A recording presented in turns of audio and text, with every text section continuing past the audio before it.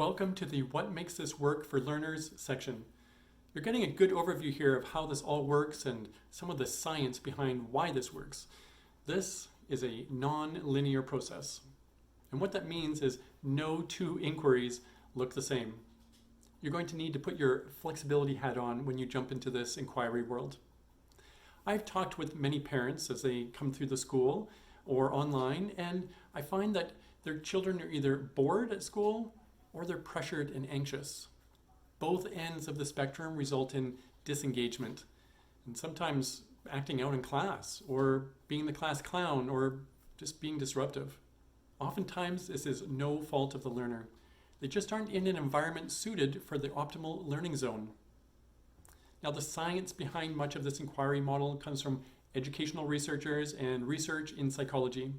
The zone of proximal development is one of those artifacts from research that tells us that each child has their own learning zone where learning is optimal.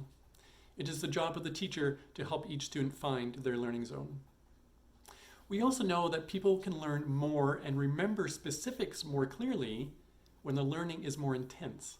For example, when we have a traumatic event happen to us, such as a death in the family, these are typically intense moments that we remember for our entire lives. The same happens in positive learning moments. When it's intense, we simply remember more. When I'm interested in something like, producing this course, I'm way more excited about doing it. When it's our idea, we're more willing to do what it takes to figure it out. This has been an intense experience for me because I felt compelled to get this out quickly, as well as help as many parents as I could. And because it's been so intense, I've learned a ton about recording video, creating a course online, and translating teaching materials for parents.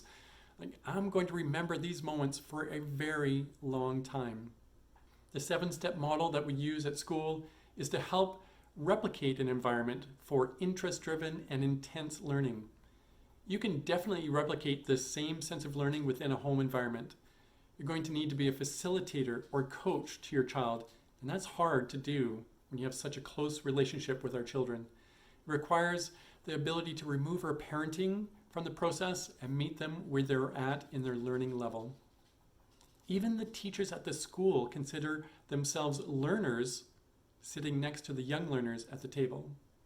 We don't need to be experts in every subject, but we do need to work with them to help them explore and learn. Remember, this is not a linear process and there is no one right way of doing an inquiry, so you can feel a sense of relief that you don't have to know everything before you get started. Now, check out the download below for more details and examples. And thank you for checking this section out, and if you have any questions, feel free to bring them up on the Facebook page.